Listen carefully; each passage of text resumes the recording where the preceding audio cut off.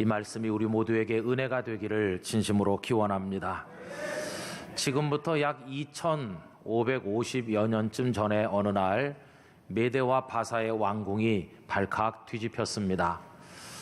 변하지 못하도록 왕의 어인을 쾅 찍어서 발표했던 그 왕명을 정면으로 어긴 사람이 있다고 보고가 되었기 때문입니다. 가장 흥분한 사람은 120도에 이르는 거대 제국을 통치하고 있었던 다리오 왕이었습니다.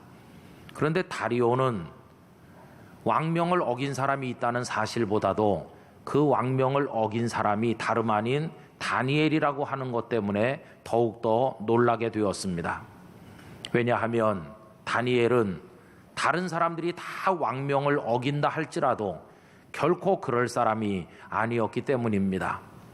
그 당시 다리오 밑에는 많은 관원들이 있는데 그 중에 최고로 높은 세 사람 총리들이 있었고 그 중에 한 사람이 다니엘이었습니다. 그런데 이런 다니엘이 왕명을 어기다니 어떻게 이럴 수가 있나, 이런 상황이 지금 벌어지게 된 것입니다. 그런데 여러분, 참 이상한 일이 있었습니다. 그것은 불같이 화를 내면서 그 다니엘을 당장 끌고 오너라 이렇게 명령을 해야 될 이 다리오 왕이 전혀 뜻밖의 반응을 보이고 있다는 것입니다. 그것은 다리오가 무척 마음 아파하고 있다는 것입니다. 왕명이 발표되고 나서 며칠 지나지 않았을 때 신하들이 몰려와서 다니엘이 왕명을 어겼으니 법대로 사자굴에 던지십시오 이렇게 요구를 하게 되었는데, 그때 이 다리오가 크게 근심을 하게 됩니다. 여러분, 여기서 오늘 말씀의 이해를 위해서 그 다리오 왕과 그가 다스리던 메대 바사 제국에 대해서 이야기를 좀 해볼 필요가 있겠는데요. 우리 이야기는 그 나보폴라살이라는 사람으로부터 시작됩니다. 나보폴라살은 주전 626년에 신바벨론 제국을 세운 왕입니다. 성경에는 신바벨론 제국이라고 하지 않고 그냥 바벨론 이렇게만 나와 있습니다. 그런데 그 나라를 주전 605년에 물려받아서 주전 562년까지 무려 43년 동안이나 다스렸던 사람이 다름 아닌 느부갓네살 왕입니다. 여러분이 느부갓네살 때 바벨론은 황금기를 맞이했고 그 영토가 저 아프리카로부터 인도 땅에 이르기까지 거대한 제국을 건설하게 되었습니다. 이 바벨론은 영원할 것처럼 보였는데 이게 웬일입니까? 느부갓네살 이후 겨우 4대 만에 급속하게 쇠약해지다가 나보니두스 왕에 와서 결국 메대와 파사 연합군에 의하여 맥없이 무너져 내리게 되었습니다. 그런데 성경에는 그 마지막 왕 나보니두스의 이름이 등장하는 대신에 벨사살이라는 왕의 이름이 등장하지요. 그런데 이 벨사살이라는 이름은 일반 역사에는 등장하지를 않았습니다. 그러다 보니까 많은 사람들이 성경의 기록을 믿을 수 없다고 비판을 하기도 했습니다. 그런데 세월이 많이 흘러서 19세기에 왔을 때 고고학이 급속하게 발전하면서 많은 고고학자들에 의해서 이 벨사살이 실존 인물이고 나보니두스 왕의 맏아들이라고 하는 사실이 밝혀지게 됩니다. 알고 보니 나보니두스는 17년 동안을 왕위에 있었는데 그 중에 10년을 큰아들인 벨사살에게 나라를 맡기고 자신은 저 남쪽 아라비아에 가서 머물렀다는 사실이 고고학적 증거로 다 발견이 된 것입니다. 그러므로 이 바벨론 제국이 무너질 때 실제로 그 나라를 통치했던 사람은 다니엘서 5장에 기록된 벨사살 왕이었다고 할 수 있는데, 그 5장 30절 31절에 보면 어떻게 벨사살 때 나라가 무너지고 메대 바사의 제국이 열렸는지를 우리들에게 보여주고 있습니다. 그날 밤에 갈대아 왕 벨사살이 죽임을 당하였고 메대 사람 다리오가 나라를 얻었는데 그때의 다리오는 62세였더라 하고 기록하고 있죠. 이때가 주전 539년 10월 12일이라고 당시 역사가들이 밝혀놓고 있습니다. 여러분, 바벨론은 거대한 제국이었습니다.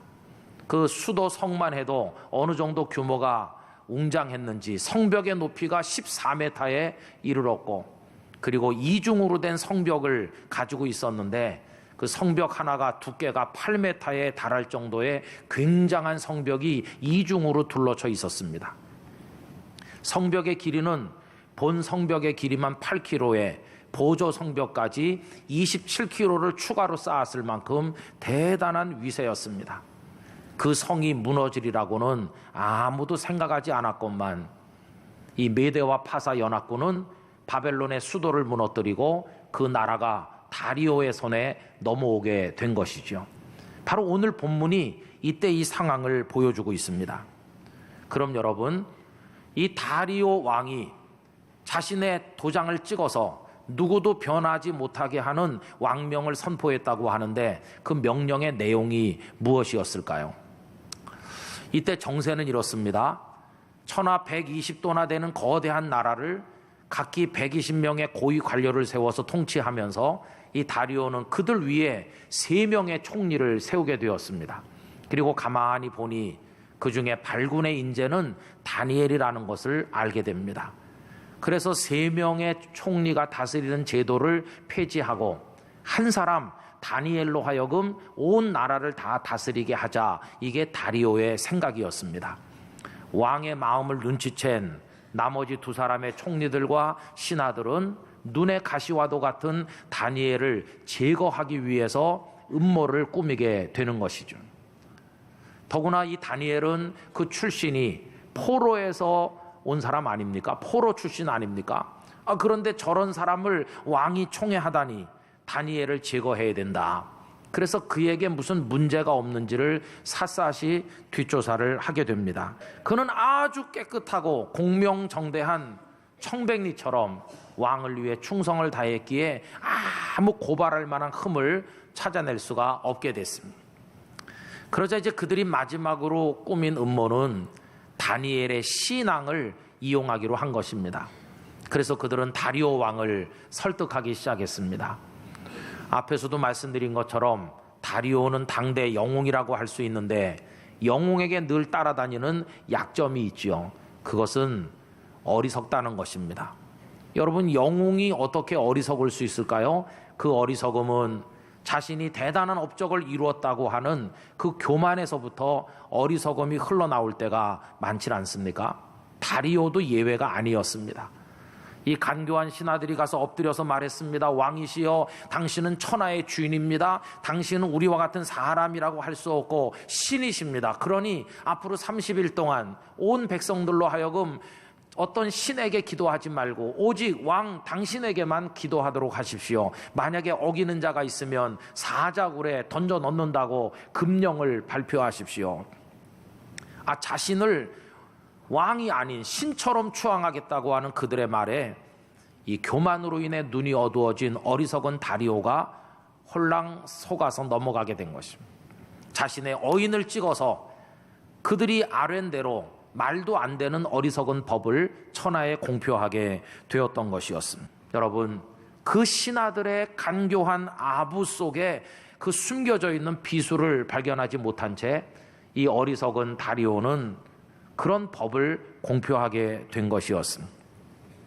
그리고 이들의 그 꾸민 계획대로 진행이 돼서 다니엘은 그 법에 걸려들게 되었고 몰려와서 이제 다니엘을 사자굴에 넣으라고 요구하게 된 것입니다. 자, 그럼 여러분, 다니엘은 왜 그 법을 어기게 된 것일까요?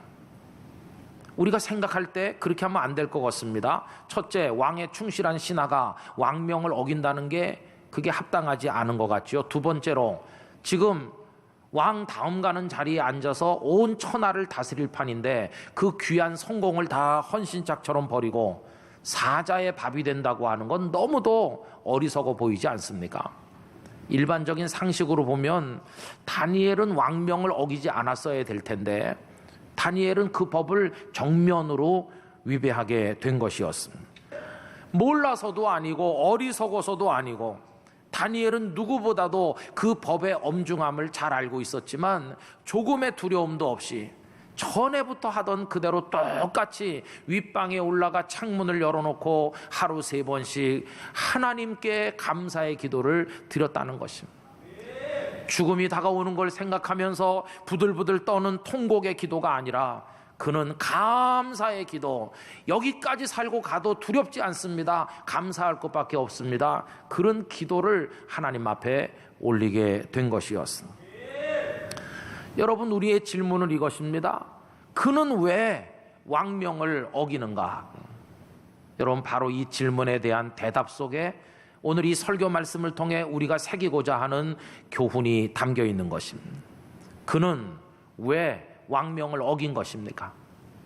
한마디로 말하면 그는 다리오 왕을 섬기는 신하였으나 다니엘에게는 진정한 왕이 따로 계셨기 때문입니다. 그분이 누구이신가? 그분은 왕들 중에 왕이시며 모든 것 위에 다스리시는 만군의 하나님 여호와이셨습니다. 그는 메대와 바사라는 나라 속에 속해 살고 있었지만 그가 진정으로 소속된 나라는 메대 바사가 아니라 하나님이 통치하시는 하나님의 나라였던 것입니다. 그는 어리석은 왕명에 순종함으로 목숨을 부지하기를 원하기보다는 하나님의 명령에 순종함으로 하나님의 백성 되기를 원하였습니다. 그는 옥좌에 앉아있는 다리오 왕을 바라보는 사람이 아니라 그 보좌보다 1000배만배 높고 아름다운 하늘 보좌에 계신 하나님을 올려다보는 사람이었습니다. 그는 자신의 생각, 판단, 결정, 행동, 이 모든 것의 기준을 이 지상나라 왕의 법에 맞추고 사는 것이 아니라 하나님의 법에 맞추고 사는 인물이었습니다. 왕명을 어겨 죽는 한이 있더라도 이 땅에서 죽더라도 하나님 나라에서 영생하기를 원했던 사람, 그가 바로 다니엘이라 하는 것입니다. 여러분, 다니엘이 이렇게 살아감으로써 얻은 열매가 뭐가 있을까요? 우선 첫째는 그가 그렇게 함으로 뜻밖에도 이 지상나라의 제왕인 다리오로 하여금 하나님이 참 신이며 참 왕이시라는 사실을 깨닫도록 만드는 열매를 거두었다는 것입니다. 여러분, 신하들이 몰려와서 다니엘을 사자굴에 넣으라고 하니까 이 다리오가 큰 충격을 받았습니다. 그러면서 아까 읽은 말씀 그대로 그가 근심했다고 그러지 않았습니까? 이 왕은 번뇌하면서 어떻게 다니엘을 건지는 방법이 없을까?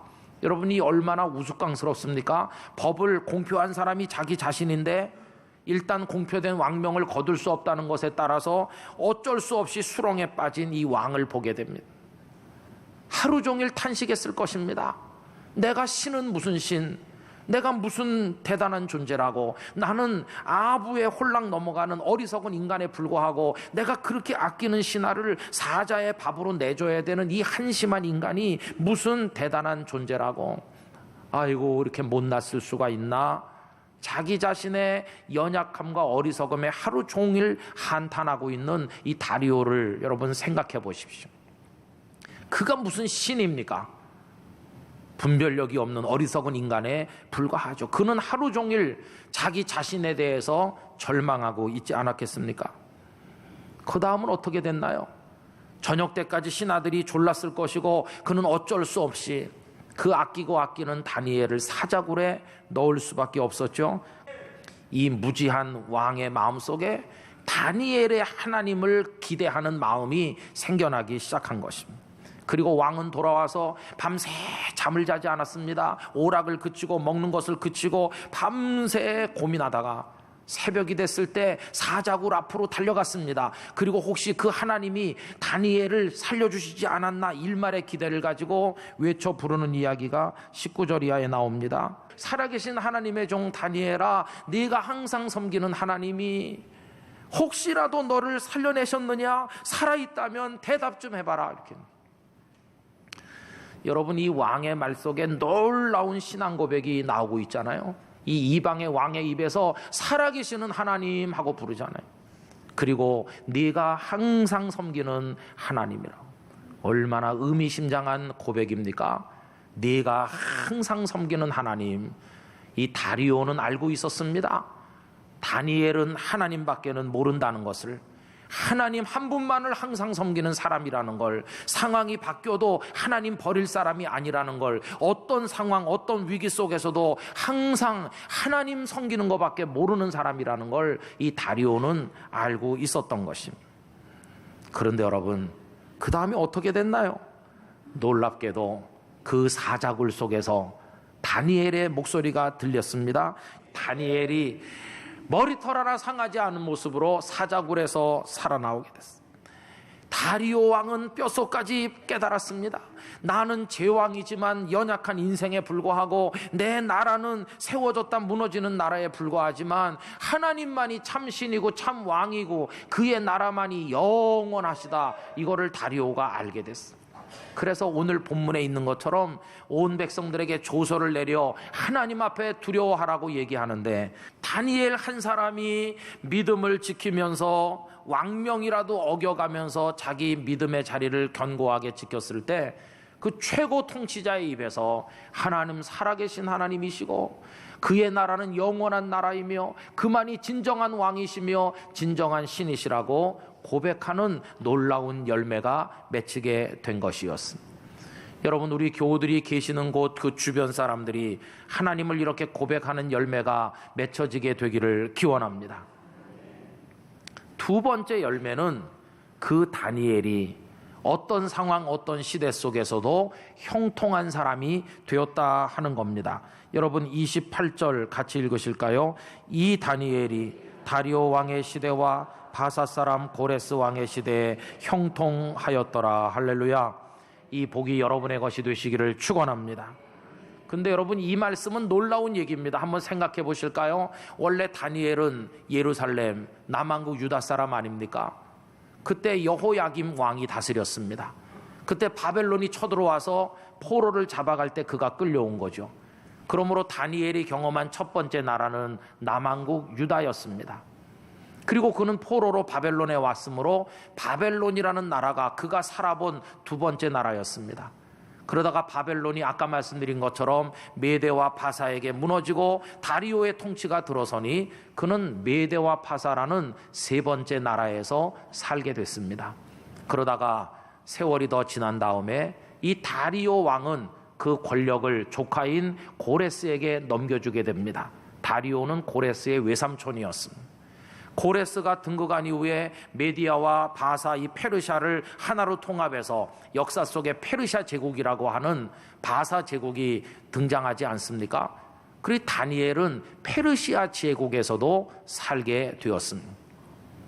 여러분, 그는 한 나라 백성으로 인생을 마친 게 아니라 무려 4나라를 거치며 살아본 사람이고, 여호야김, 느부갓네살 이렇게 따져보면 8명의 왕 아래서 그 인생을 살았던 인물이었습니다. 그런데 여러분, 나라가 무너지고 새 나라가 등장하고 그 나라가 쇠하고 또 다른 제국이 건설되는 역사의 소용돌이 한복판에서도 왕이 바뀌고 새 왕이 등장하는 이런 격변의 한복판에 그가 서 있었지만 그는 같이 몰락하거나 같이 멸망하지 않고 어떤 나라 아래서도 어떤 왕 아래서도 그는 형통하였다, 이렇게 말씀하고 있습니다. 제국이 바뀌고 나라가 바뀌어 왕들이 다 바뀌어도 그의 인생은 태산같이 서서 형통하였다. 할렐루야. 이 얼마나 놀랐습니다.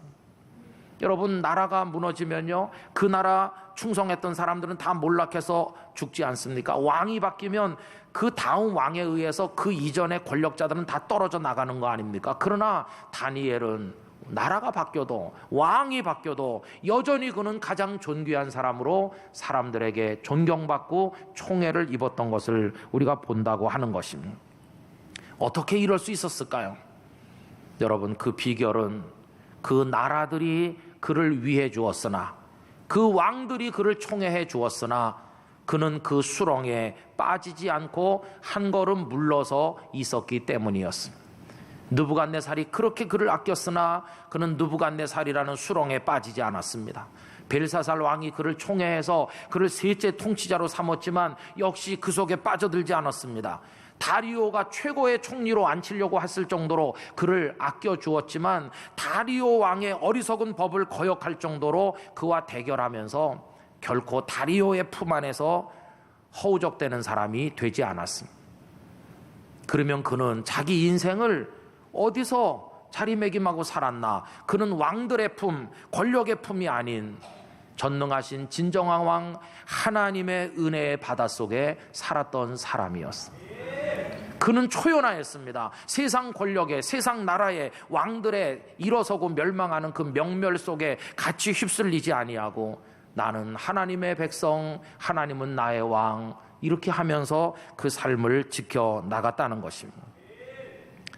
교우 여러분, 선거가 끝나고 새 대통령이 등장한 지 열흘 남짓 지나고 있습니다. 정부 요직에 새로운 사람들이 등용됩니다. 그리고 내각을 구성하기 위해서 물밑 논의가 한창임을 알고 있습니다. 많은 정책들이 새로 발표됐습니다. 일부 국민들은 그 정부에 박수를 보내고 큰 기대를 가지고, 일부 국민들은 실망하고 우려를 금치 못하면서 TV 앞에들 앉아 있습니다.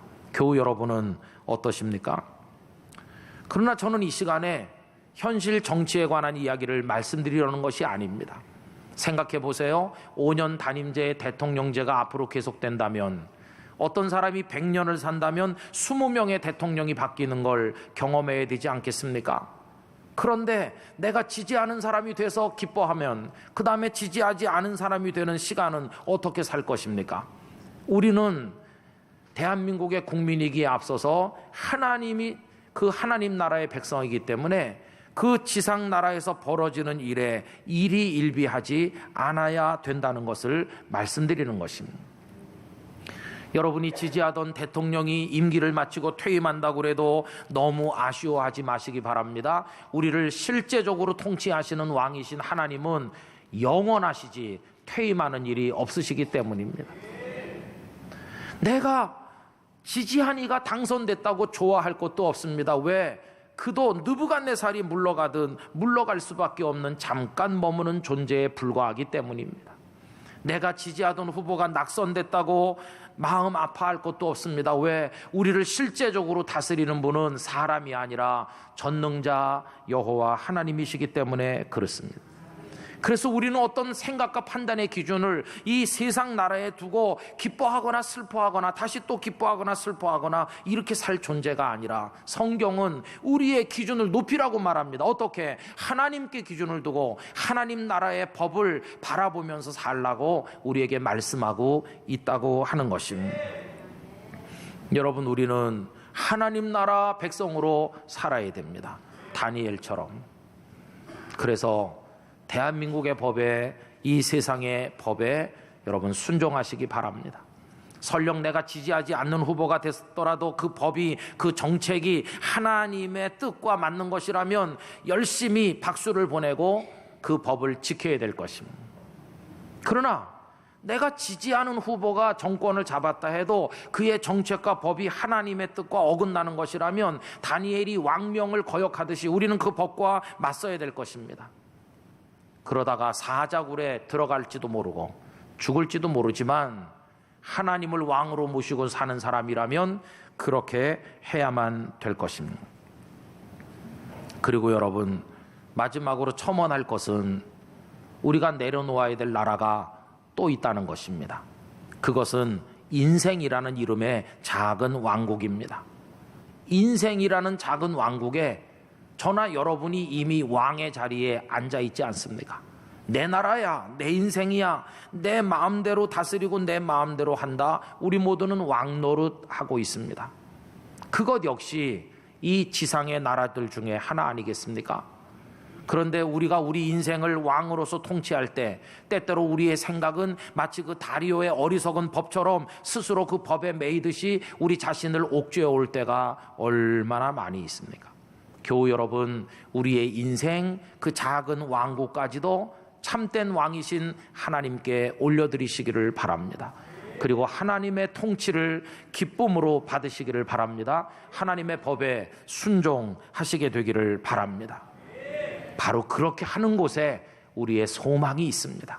왜? 지상의 통치자들이 잘못해도, 그리고 나라는 왕이 계속 실패해서 내 인생을 망가지게 만들더라도 하나님을 왕으로 모시고 하나님의 나라에 속해 살 때 그분의 통치로 인하여 우리는 안전할 것이기 때문인 것입니다. 저 북쪽의 김정은이 어떤 정책을 펴고 어떻게 회책을 할지라도 하나님께서 이 땅을 다스리신다면 우리는 안전할 줄로 믿습니다. 그 어떤 사람 통치자, 어떤 사람의 법에 끌려다니는 것이 아니라 우리는 하나님의 백성으로 살아가야 될 것입니다. 신문을 보시고 뉴스에 귀를 기울이시지만 여러분, 그 전에 하늘나라에서 들려오는 뉴스, 하나님 나라로부터 들려오는 그 메시지를 듣는 눈과 귀가 더 밝아져야 될 줄로 믿습니다. 그래서 어디 가서도 나는 하나님 나라 백성이고 하나님은 나의 왕이시다, 할렐루야, 그렇게 살아가는 우리가 돼야 될 줄로 믿습니다. 그렇게 할 때 사람은 일어났다 쓰러지고 일어났다 쓰러지고 나라들은 세워졌다 멸망하는 역사를 반복했지만 그 와중에도 다니엘은 든든히 서서 형통했던 것처럼 우리의 생애가 그럴 것이며 우리의 삶 전체가 하나님이 붙드시는 축복의 삶이 될 줄로 믿습니다. 여러분, 대한민국을 위해 기도하며 동시에 하나님 나라 백성으로 하나님의 다스림을 받는 여러분들이 되시기를 주님의 이름으로 축원합니다.